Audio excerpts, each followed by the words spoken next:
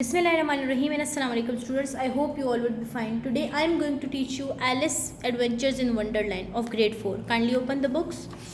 Student, इससे पहले lectures में हमने अपनी चैप्टर को कंप्लीट किया, साथ हमने एक्सरसाइज की, उसके अलावा हमने अपना ग्रामर पोर्शन किया. In today's lecture we are going to discuss our first chapter of our novel. Before that introduction ये है स्टूडेंट्स कि एक एलिस एक लड़की है, वो गिर जाती है रैबिट के होल में. वहाँ उसके साथ जो एडवेंचर्स होते हैं, मैजेस्टिक एडवेंचर्स होते हैं, वो हम इस पर पढ़ेंगे. और इसमें जो करेक्टर्स हम लोग पढ़ेंगे वो डूडू है, एक मैड हैटर है, एक कैट है हमारी और एक टर्टल है. ओके, और ये नॉवल जो है it's written by Lewis Carroll. Okay, now move to the chapter.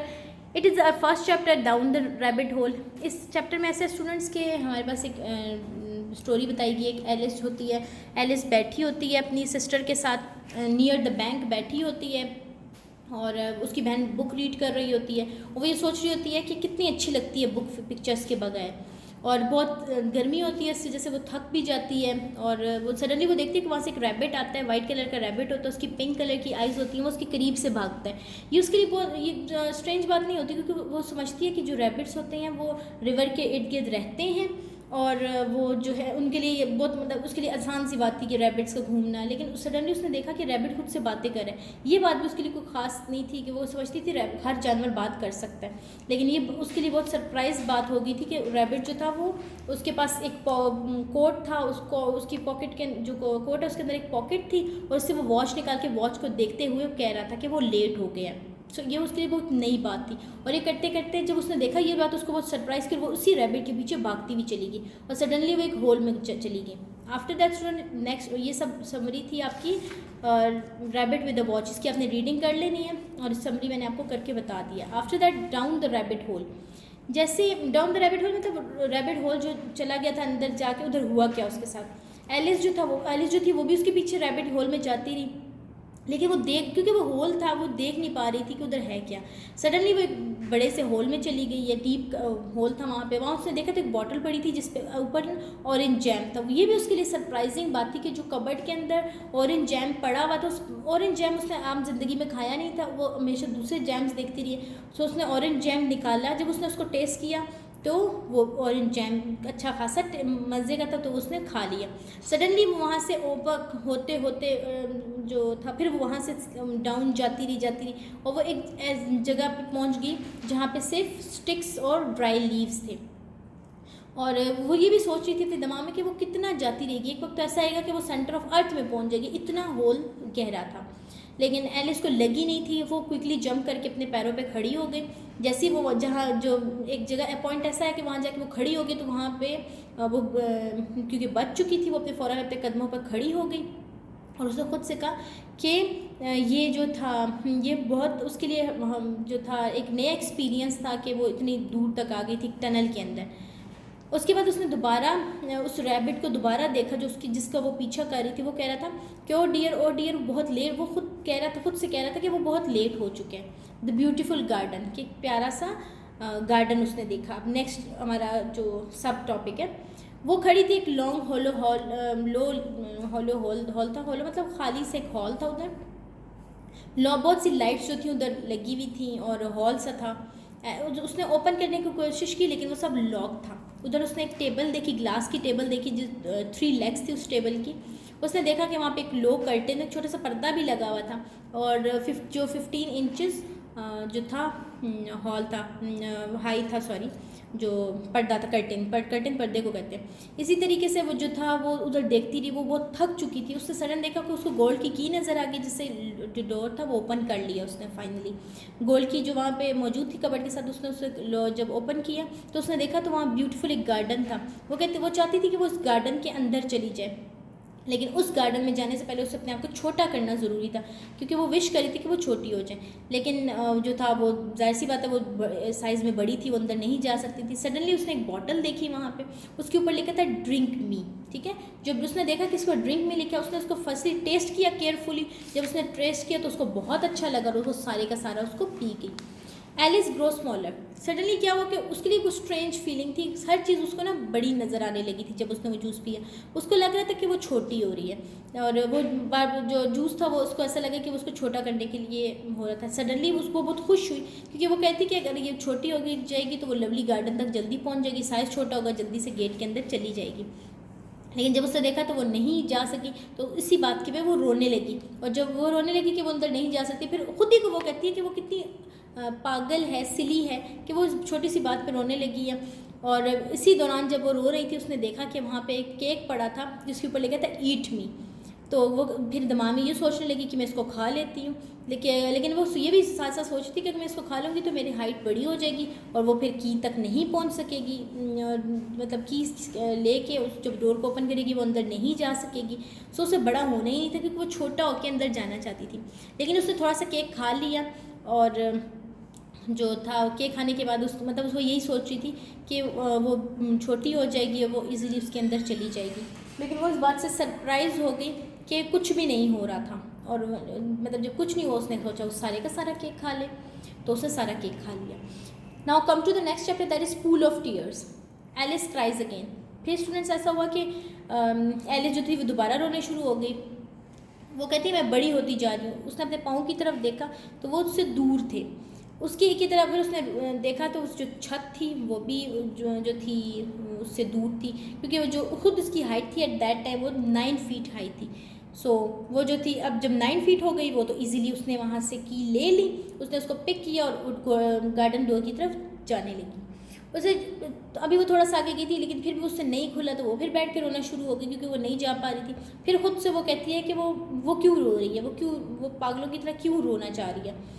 फिर अभी वो ये रो ही रही थी, कितने सडन में वही रैबिट उसके सामने से गुजरा। उसने साउंड देखी, जब उस रैबिट के गुजरने की साउंड थी तो उसको लगा कि ये जो साउंड है ज़रूर रैबिट की। उसने देखा तो वाकई वो रैबिट था। उस रैबिट ने वाइट ग्लव्स पहने हुए थे, एक हाथ में लार्ज फैन लिया हुआ था, और अपने आप को वो कहता है कि अगर वो लेट हो गया तो उसकी डचेस कहते हैं बड़ी जो हुक्मरान होती है वहाँ की, उससे नाराज़ हो जाएगी। इसी सिचुएशन में जो है वो जल्दी जल्दी अपने आप से बातें करे जा रहा था।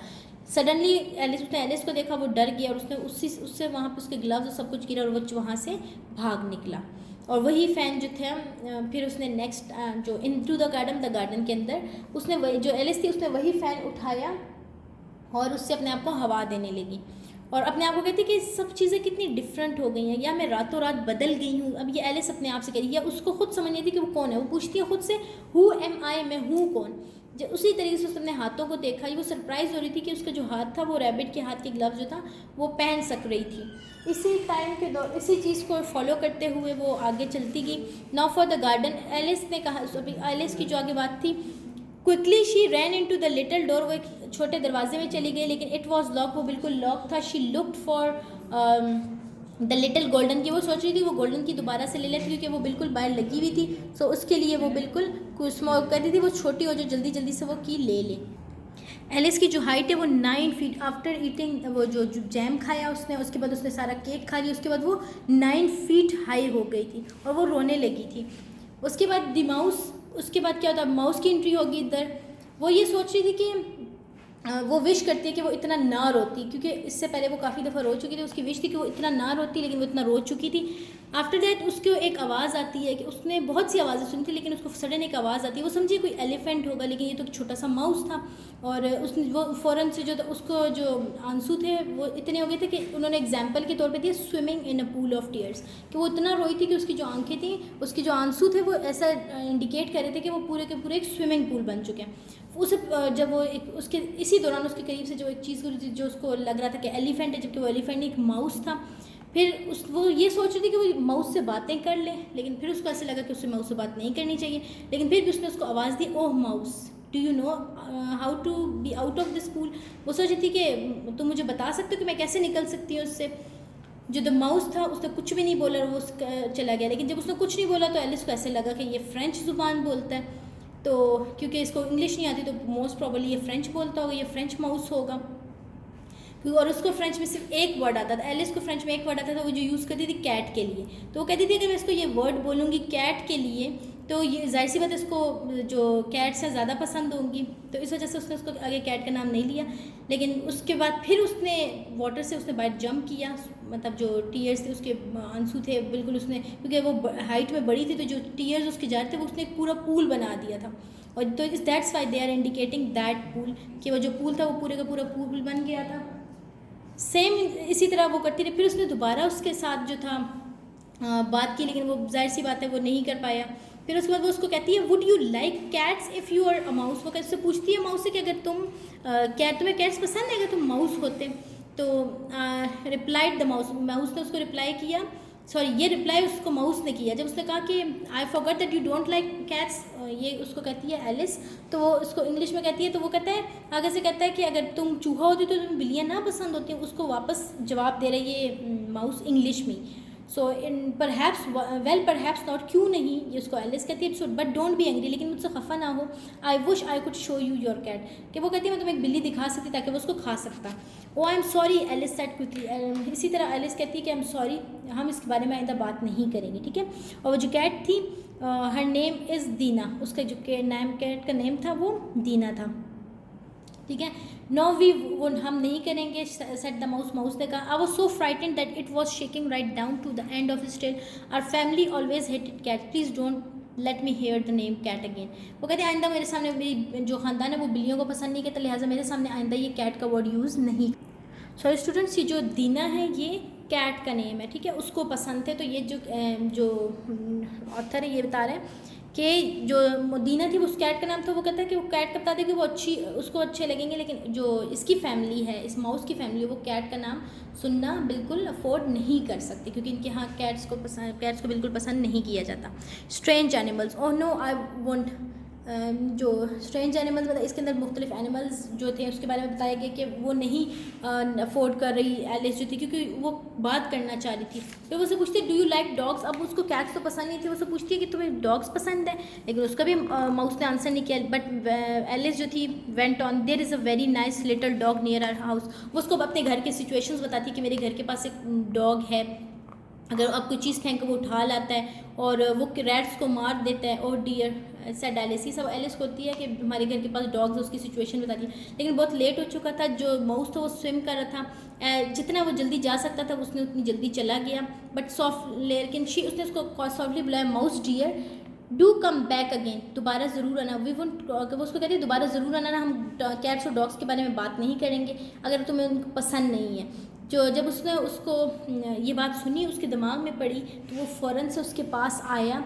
और उसका फेस क्वाइट वाइट था। वो उसको कहते हैं let's swim in the land, to the land. वो कहते हैं लैंड की तरफ स्विम कर जाते हैं। This is a good idea, Alice कहती है अच्छा आइडिया।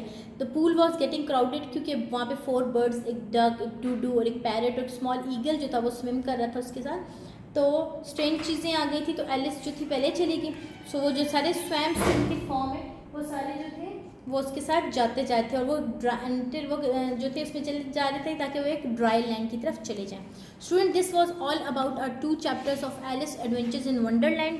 तो इसके जो नोट्स हैं वो आपको स्कूल के एडमिन ऑफिस से अवेलेबल होंगे। काइंडली विजिट करके आप लोग एडमिन ऑफिस से कलेक्ट कर लें और जल्दी से अपना काम कंप्लीट करें ताकि आप लोग नेक्स्ट असेसमेंट की तैयारी कर सकें। ओके स्टूडेंट्स, टिल देन अपना ख्याल रखिएगा। अल्लाह हाफिज़।